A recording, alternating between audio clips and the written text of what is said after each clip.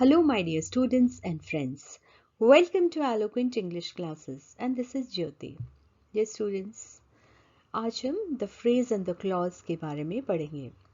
वैसे तो मैंने इसके ऊपर पहले भी एक वीडियो बनाया है, लेकिन आज का जो वीडियो है वो कुछ एक स्टूडेंट्स की रिक्वेस्ट पे मैं बनाने जा रही हूँ एंड आई होप कि ये वाला कॉन्सेप्ट जो मैं आपकी समझाने में हेल्प कर सकूँ। सो without wasting much time, let's get started. First of all, we all know what is a sentence. Sentence क्या होता है? वाक्य जो अपने आप में कंप्लीट होता है, उसमें सब्जेक्ट होता है, वर्ब होती है, ऑब्जेक्ट होता है ना। कोई कर्ता होता है, कोई क्रिया होती है और कोई कर्म होता है, मतलब तीनों चीजें होती हैं। इसके अलावा भी सेंटेंस में बहुत कुछ होता है। तो फ्रेज क्या है? A phrase is a group of words in a sentence. Phrase is a group of words in a sentence which make sense but not complete sense. A phrase भी एक part of a sentence है जिसको हम हिंदी में कहते हैं वाक्यांश, वाक्य का अंश। एक छोटा सा पार्ट होता है सेंटेंस में जिसका अस्तित्व अपने आप में कुछ नहीं है। उसका मीनिंग तो कुछ होता है लेकिन कंप्लीट सेंस कन्वे नहीं करता। उसे कहते हैं phrase. Okay, it's a part of a sentence only. For example, the manager organized the meeting in a hotel. तो ये in a hotel जो है ये हो गया phrase. ठीक है, इसको कहते हैं phrase. अपने आप में ये कुछ नहीं है. अगर हम ये पूरा सेंटेंस ना बोले और in a hotel बोले तो इसको समझ ही नहीं आएगी बात हमें, है ना। तो इसको कहते हैं phrase. वाक्यांश, वाक्य का अंश. The children climbed on a tree. So on a tree is a phrase, है ना। Children यहाँ subject है, ये verb है, लेकिन ये क्या है? ये phrase है, ठीक है।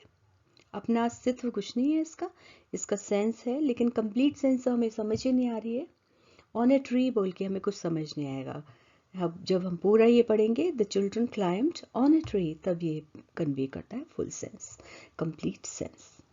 सो ये फ्रेज है, ठीक है, वाक्य का अंश।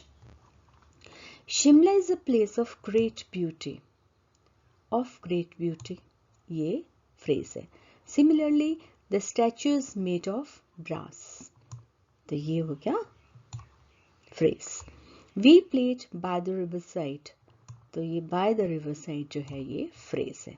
अब समझ आ गया कि वाक्य का ये अंश होता है जो अपने आप में कोई सेंस होता तो है लेकिन अपने आप में कंप्लीट सेंस कन्वे नहीं करता, ठीक है। That is a phrase. वाक्य का एक पार्ट होता है, अंश होता है. Okay, it's a part of a sentence. Now what is a clause? A clause is a group of words in a sentence. It is a group of words in a sentence that contains a subject and a verb. Second thing, it is a complete thought. तो दो चीजें बहुत important हैं clause के लिए. एक तो अपना एक सब्जेक्ट होता है और एक वर्ब होता है, ठीक है। एक लंबे से सेंटेंस में छोटे छोटे सेंटेंसेस होते हैं, उन्हें कहते हैं उपवाक्य इन हिंदी, ठीक है। तो लेकिन उनकी एक सब्जेक्ट होता है और एक वर्ब भी होता है और एक कंप्लीट थॉट होता है, अनलाइक द फ्रेज. फ्रेज अपने आप में कंप्लीट थॉट नहीं है, है ना, लेकिन जो क्लॉज है वो अपने आप में एक कंप्लीट थॉट होता है. तो students, let's understand this with the help of these examples. I have seen the place where Raj Kapoor used to stage plays. I have seen the place. एक ये क्लॉज हो गया क्योंकि ये कंप्लीट है ना अपने आप में. आई सब्जेक्ट हो गया, सीन इसमें वर्ब भी है, ठीक है, इसमें तो ऑब्जेक्ट भी है लेकिन दो इंपॉर्टेंट चीजें जो वो हैं. I have seen, I is the subject and seen is the verb. दो चीजें, पैरामीटर पूरा हो गया और अपने आप में कंप्लीट थॉट है ना. आई have seen the place, it's a complete thought in itself. Second clause हो गया where Raj Kapoor used to stage plays. तो इस लंबे से सेंटेंस में दो क्लॉजेस हैं. एक है I have seen the place, second है where Raj Kapoor used to stage plays. लेकिन एक बहुत इंपॉर्टेंट चीज जो आपको समझनी चाहिए वो है independent clauses and dependent clauses. वो मैंने वीडियोस ऑलरेडी बनाई है, तो लिंक में डालूंगी, वो ज़रूर देखिए। लेकिन चलो मैं थोड़ा सा बताती हूँ आपको कि डिपेंडेंट, पहले तो हम डिपेंडेंट का मतलब समझें। डिपेंडेंट मतलब किसी पे डिपेंड होना, निर्भर होना। एंड इंडिपेंडेंट होता है आत्मनिर्भर, किसी पे डिपेंड नहीं होना। तो सेंटेंसेस अब हम आसानी से समझेंगे ये कि I have seen the place, this is क्या हुआ, ये डिपेंडेंट या independent? This is independent, an independent clause. क्यों? I have seen the place, यहां तक ये कंप्लीट है, इसको इस पार्ट की जरूरत नहीं है, सेकेंड पार्ट की जरूरत नहीं है। जबकि सेकेंड वाला क्लॉज जो है, where Raj Kapoor used to stage place, ये डिपेंडेंट क्लॉज हुआ क्योंकि इसको इसकी हेल्प चाहिए। I have seen the place where Raj Kapoor used to stage place. ठीक है, तो ये तो हो गए डिपेंडेंट एंड इंडिपेंडेंट। थोड़ा सा मैं आपको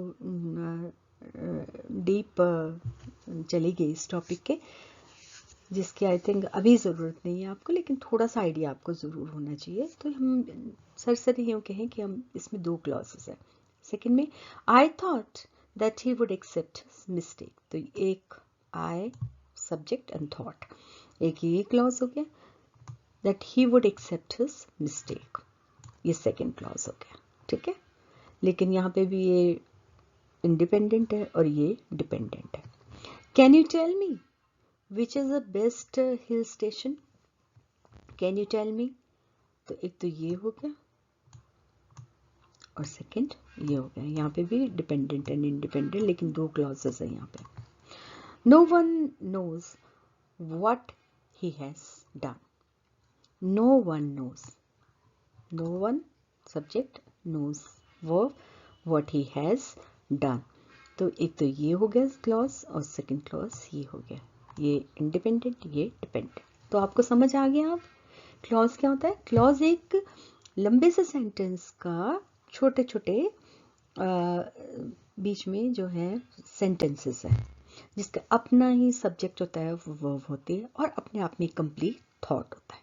ठीक है, a group of words in a sentence. So this is all about clauses. And जो लिंक्स डालूंगी मैं वो ज़रूर देखिए, ताकि आपको बहुत ही क्लियर हो जाए ये कॉन्सेप्ट क्लॉजेस वाला। आई होप अब तो आपको ये कॉन्सेप्ट समझ आ गया होगा। And that's all for today. Thank you very much and see you in the next video.